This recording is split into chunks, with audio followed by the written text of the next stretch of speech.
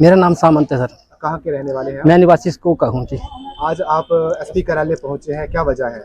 मेरी सर पत्नी 8 मार्च से गायब है। हाँ जी, उसी के बारे में इधर आया हूँ जी।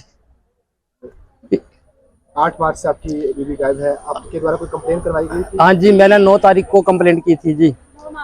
9 मार्च को मैंने कंप्लेंट कर दी थी। ठीक है जी। फिर मैंने उनसे पूछा कि मैं यानी कि अखबार में डालूं, उन्होंने कहा मत डालो।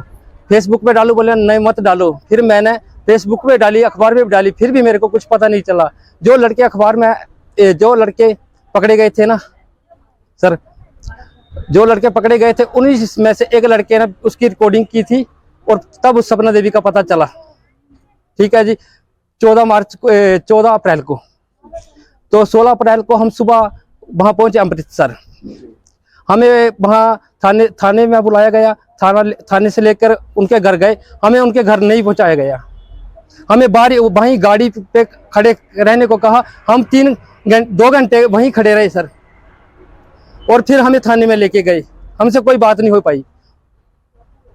थाने में कोई सहायता आपकी की गई? नहीं सर, कोई सहायता नहीं की गई। क्या आपकी बीवी आपके साथ नहीं रहना चाहती है, क्या वजह है, थोड़ी इसके बारे में बताएंगे अगर आप? सर मुझे नहीं पता, ये इसका फोन पे बातें करती थी किसी से, इसके बारे में मुझे कुछ नहीं पता।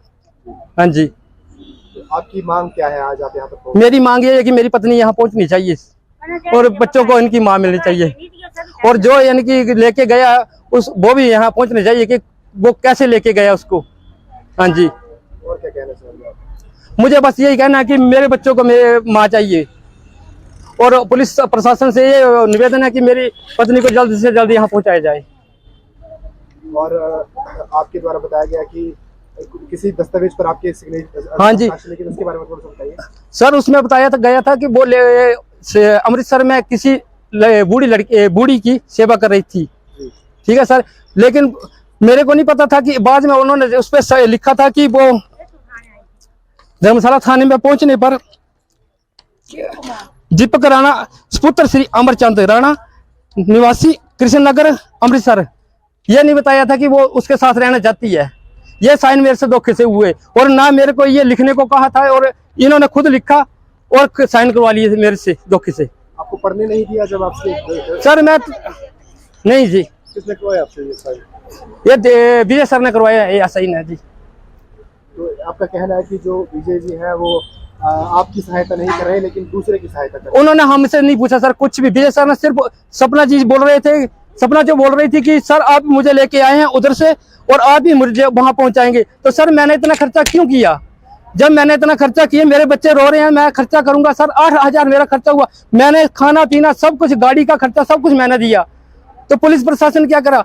सर एक बात और पूछना चाहता हूँ, जब यहाँ से विजय सर यानी कि अकेले उधर गए, एक यानी कि पुलिस का आदमी लिया, उसके साथ लेडीज महिला जानी चाहिए थी ना, क्योंकि लेडीज थी ना वहाँ, तो लेडीज महिला जानी चाहिए थी ना। यहाँ से लेडीज कोई नहीं, यहाँ से सिर्फ विजय सर अकेले गए और गद्दल में एक पुलिस कर्मी और लिया।